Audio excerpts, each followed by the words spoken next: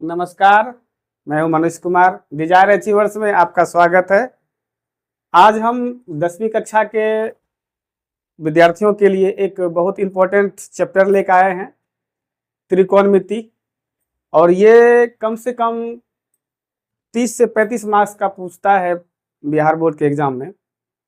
अगर इस चैप्टर पर कमांड अधिक कर लिया जाए, पूरा कंट्रोल कर लिया जाए, तो सिर्फ इस एक चैप्टर की वजह से कोई भी स्टूडेंट पास हो सकते हैं।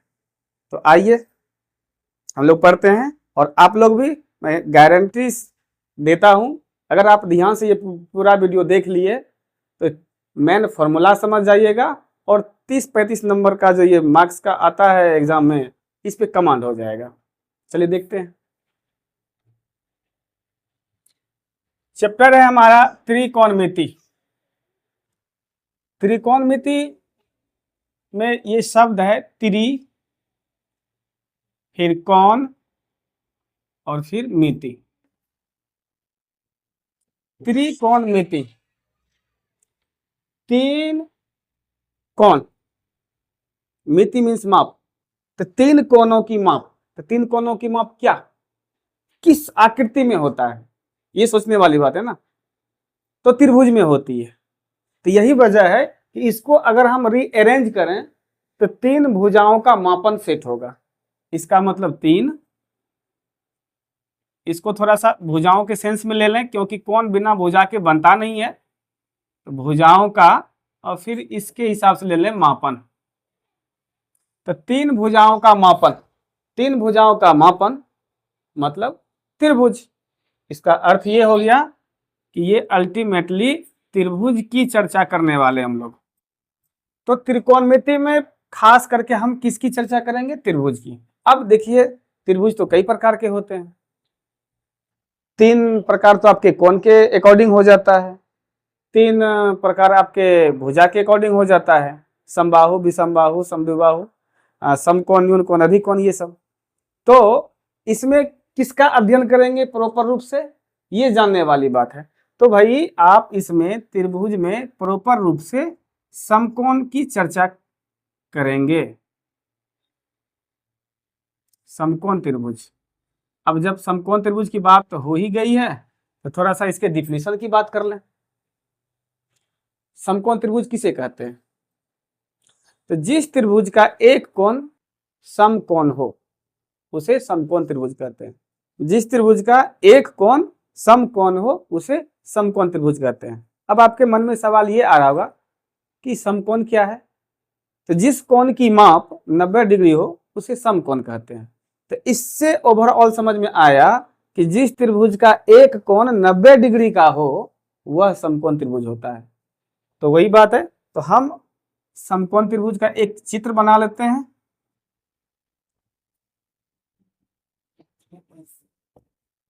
नाम देते हैं ए बी सी। ये समकोण त्रिभुज हुआ, और यहां पर हम एक 90 डिग्री का एंगल शो करेंगे, तभी इसको समकोण त्रिभुज पढ़ेंगे। तब ये हो गया। अब समकोण त्रिभुज जैसे पढ़ेंगे, चित्र बनाए, तो इसमें एक स्पेशल है। जैसे कि किसी के घर में 4-5 सदस्य हैं, तो उनके अलग अलग अपने नाम होते हैं। तो यहाँ त्रिभुज है, इसमें तीन भुजा है। तो तीन भुजा है, इस तीन भुजाओं के अपने एक स्पेशल नाम है। अब वो नाम क्या है? एक भुजा का नाम कर्ण है, एक भुजा का नाम लंब है, एक भुजा का नाम आधार है। तो हमें जानना जरूरी है कि किस भुजा का नाम लंब है, आधार है, और किसका कर्ण है। तो सबसे पहले कर्ण को देखिए।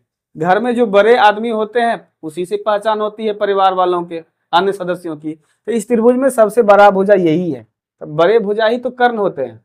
तो कर्ण का यहाँ पर हम किस तरह से डिफाइन करें, डिफिनेशन किस तरह से तैयार करें, तो ये जान लीजिए कि समकोण के सामने वाली भुजा को कर्ण कहा जाता है। बस इतना ही याद रखिए, यानी कि 90 डिग्री के सामने वाली भुजा को कर्ण कहा जाता है।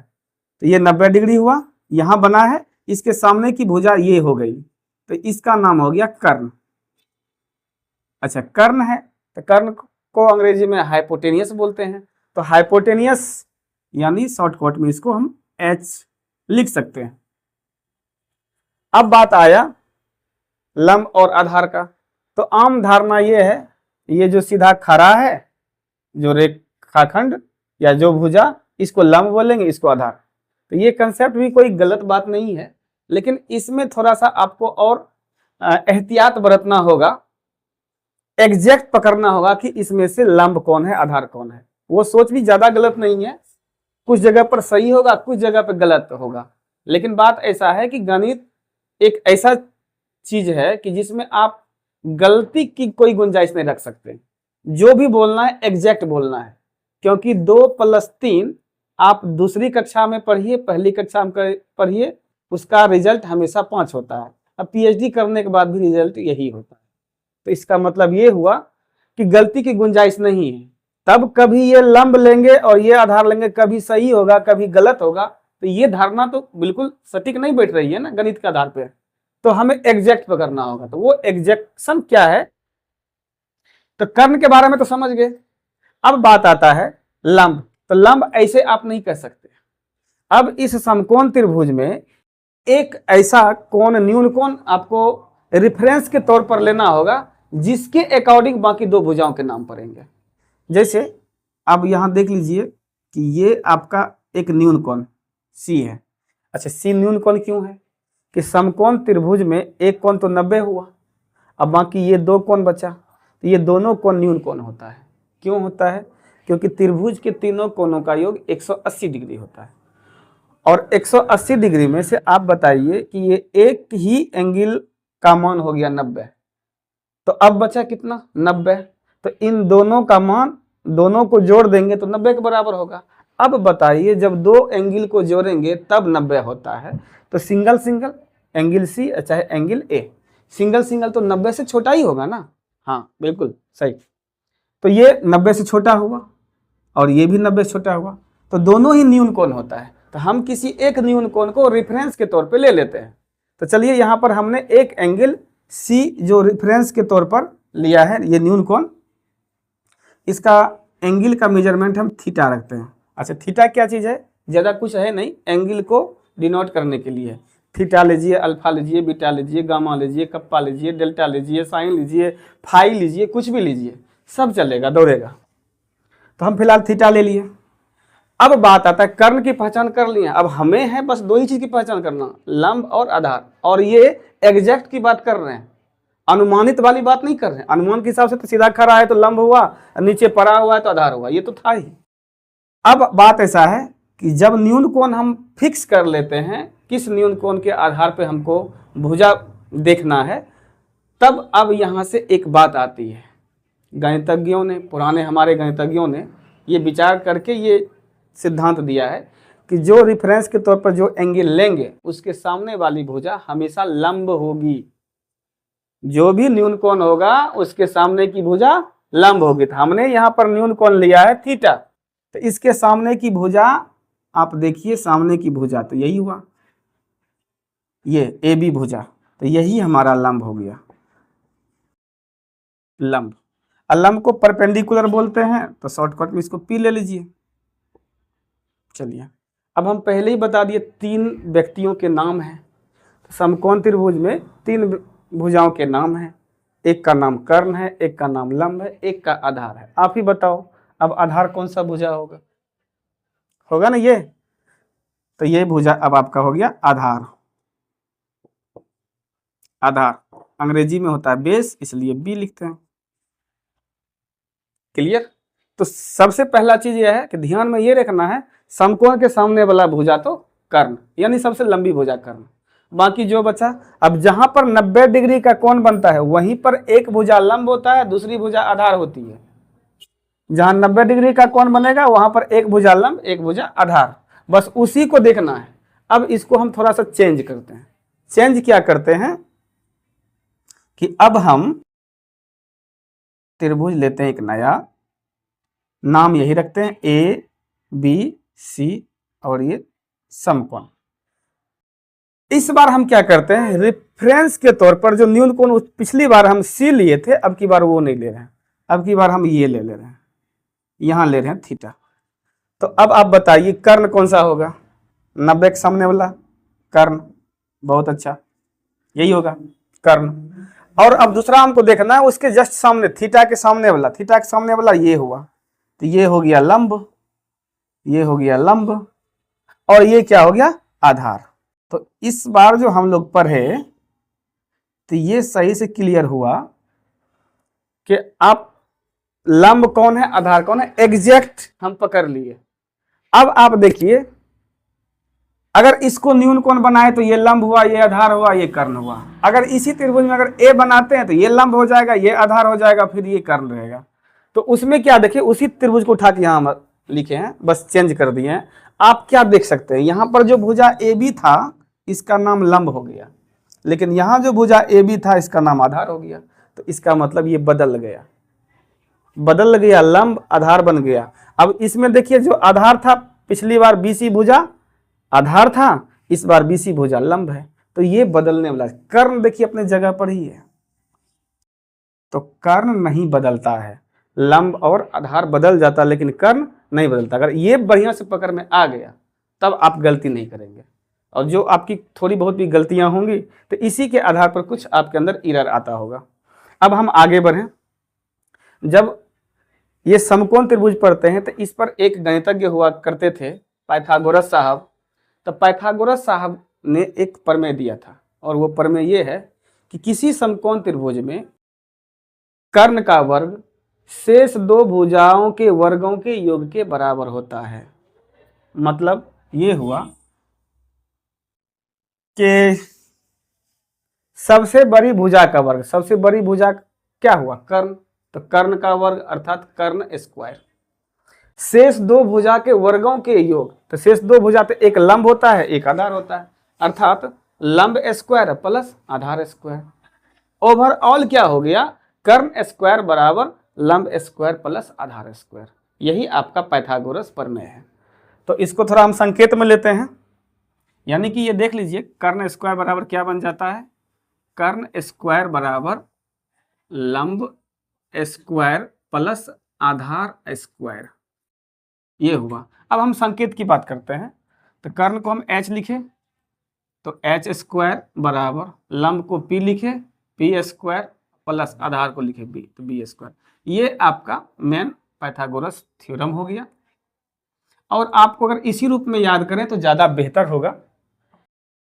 अच्छा ये हुआ। अब इससे भी हम और सारे फॉर्मूले और सारे वैल्यू हम डिराइव कर सकते हैं। H square equal to P square plus B square, यही चीज है। अब इस पे और हम निकाल सकते हैं, इसका डेरिवेशन ये है कि पी स्क्वायर निकाल सकते हैं तो क्या होगा, बी स्क्वायर को इधर कर लीजिए तो H square minus B square. तीसरा बी स्क्वायर इक्वल टू क्या होगा, तो H square minus P square. अब है तो यही तीन रिजल्ट में अगर हम स्क्वायर हटा दें तो इस पर अंडर रूट आ जाएगा, बिल्कुल होगा। तो चौथा वही से निकाल लेते हैं, तो h इक्वल टू क्या हो जाएगा under root P square plus B square. पांचवा हमारा हो जाएगा p इक्वल टू, यहाँ से देखिए स्क्वायर हटेगा तो इस पर अंडर रूट चल जाएगा, तो under root H square minus B square, और बी स्क्वायर यहाँ है इससे हम b निकालेंगे तो b इक्वल टू हो गया under root H square minus P square. तो ये आपका पाइथागोरस प्रमेय है।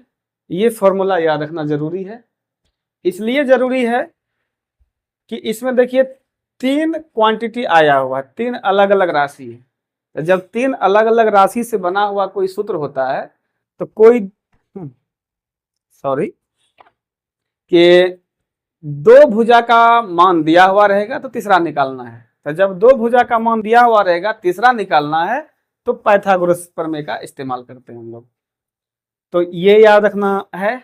अब हम त्रिकोणमिति का जो इंपॉर्टेंट चीज है, बेसिक चीज है, अभी तो त्रिकोणमिति का कुछ भी नहीं किया, केवल समकोण त्रिभुज के बारे में बताए, लंब आधार के बारे में बताए हैं, कर्ण के बारे में बताए, फिर पाइथागोरस। इसको हम क्या ही त्रिकोणमिति का क्या चीज कहेंगे, कुछ भी तो नहीं कहेंगे। तो अब हम त्रिकोणमिति से रिलेट कर रहे हैं और उसमें हम ये देखेंगे कि वह चीज क्या है।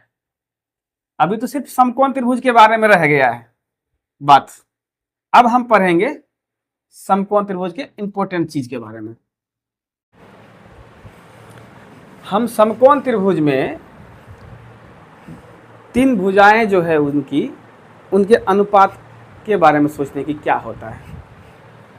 तो आप देख लीजिए कि ये समकोण त्रिभुज है, ये H है, यहाँ पर थीटा ले लेते हैं, और ये सामने वाला P हो गया और ये B हो गया। अब ये तीन भुजा हैं, इसके अनुपात बनाएंगे। अनुपात, भुजाओं का अनुपात, देखते हैं क्या होता है। भुजाओं का अनुपात,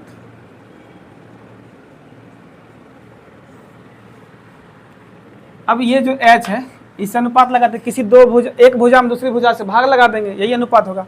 चलिए P में H से भाग लगा दीजिए तो P बटे H हो जाएगा, P बाय H। दूसरा फिर B में लगाते हैं भाग तो B बाय H।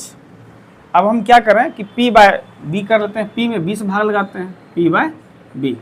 अब क्या क्या होगा, अब होगा, अब इसके उल्टा करेंगे तो वो भी तो इसका एक अनुपात होगा।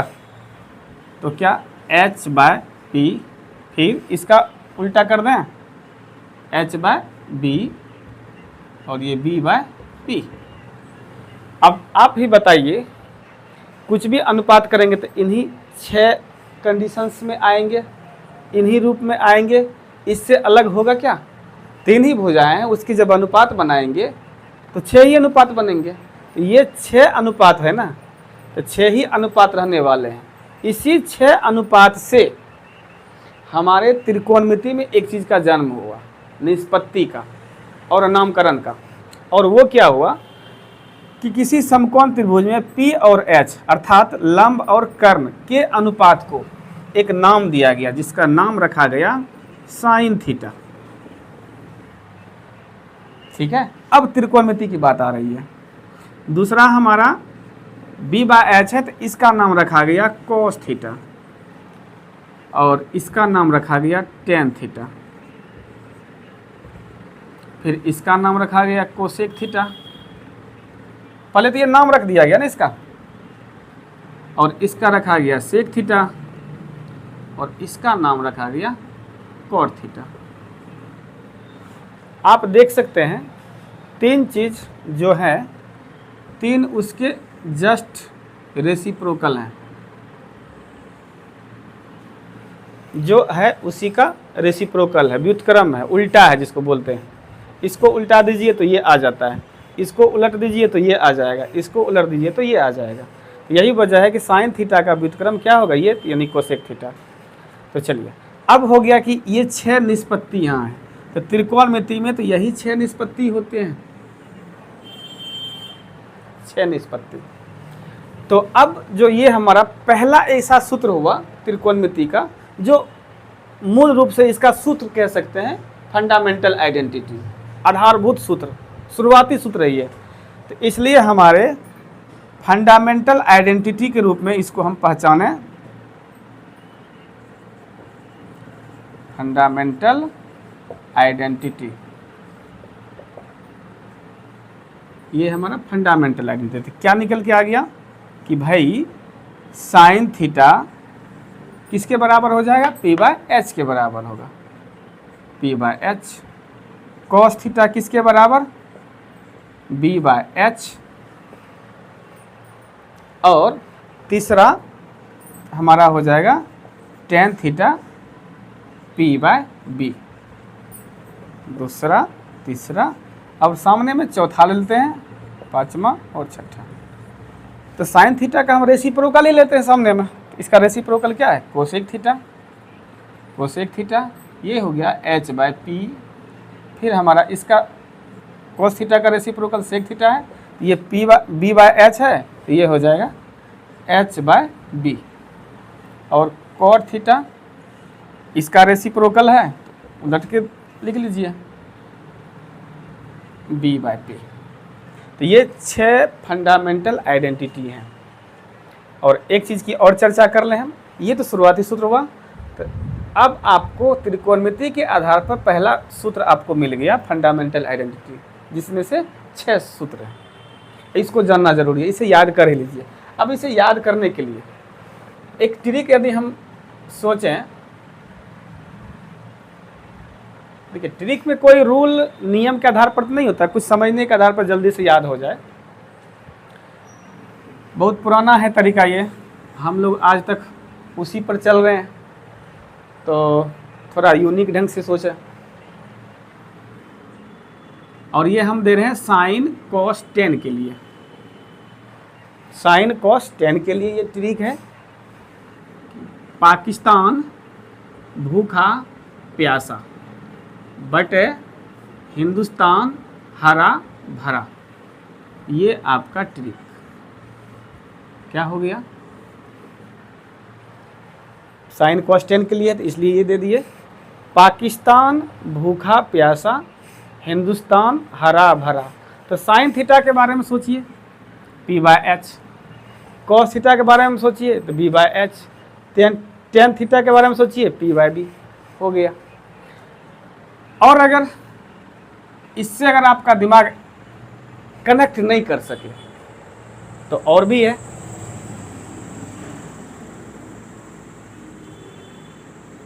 पंडित बद्री प्रसाद।